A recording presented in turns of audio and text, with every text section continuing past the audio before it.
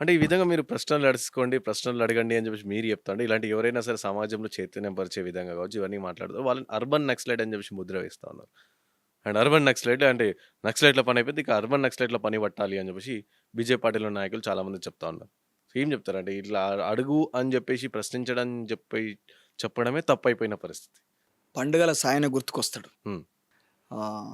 పండుగల సాయన అప్పుడు నైజాం వ్యతిరేకంగా పోరాటం చేస్తున్నటువంటి సందర్భం లోపట ఆయన ఉన్నటువంటి ప్రాంతంలో అక్కడ అక్కడోళ్ళు ఆయనను చంపుదాం అనుకున్నారు. అక్కడ ఉన్నటువంటి నైజాం అనుచరులు, దొరలు వాళ్ళు చంపుదాం అనుకున్నారు. కాకపోతే అప్పటికి ప్రజల నుంచి వచ్చినటువంటి వ్యతిరేకత సాయనను కాపాడుకోవాల్సి వచ్చినటువంటి అవసరము ప్రజల నుంచి తీవ్రంగా వచ్చింది. ప్రజలందరూ నిలదీసిరు.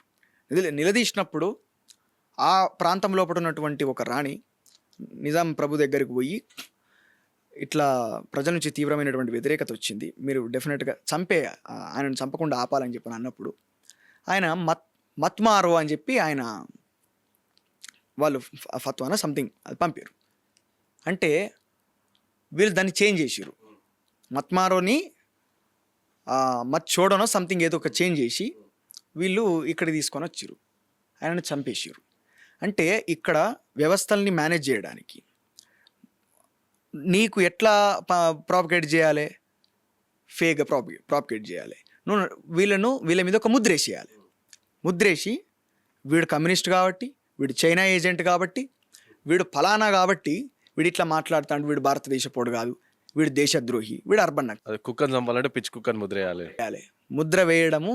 మరి అట్లా ముద్రేస్తే బీజేపీ మీదనే వేయాలి. కాంగ్రెస్ పార్టీలో ఉన్నటువంటి హేమంత్ బిశ్వశర్మ దగ్గర నుంచి మొదలు పెడితే వందలాది మంది లీడర్లు కాంగ్రెస్ పార్టీ లోపల ఉండి అవినీతి మచ్చ దొడుకున్నటువంటి వ్యక్తులు. నువ్వేంది వాషింగ్ పౌడర్ నిర్మాణ కడిగినవా, ఉతికినవా? నీ పార్టీలకు రాగానే ఎట్లా వాళ్ళు మంచోళ్ళు అయిపోయారు? ఇదెవడని అడుగుతాడా? ఇదెవడు అడగడు. నీతి మంతులే ఉన్నారు మా పార్టీలో అంటే నిజాయితీగా నీతిగా మొదటి నుండి ఒకటే పార్టీలో ఉన్న కాదు కదా. భయపెట్టి బెదిరించి వేట కుక్కల్ని పంపించి వాళ్ళని లాక్కొని వీళ్ళు మంచోళ్ళు అని చెప్పి నువ్వు వాళ్ళ మీద ఈ ముద్రలు వేసేది వాళ్ళే. ఈ రాజకీయం అర్థం చేసుకోవాలి ప్రజలు. పవన్ కళ్యాణ్ ఉన్నాడు. పవన్ కళ్యాణ్ చైనా ఏజెంట్, మరి ఆయన కమ్యూనిస్టులు అన్నాడు, బిఎస్పీ అన్నాడు, సనాతన అంట, కట్టర్ సనాతనే అంట కదా.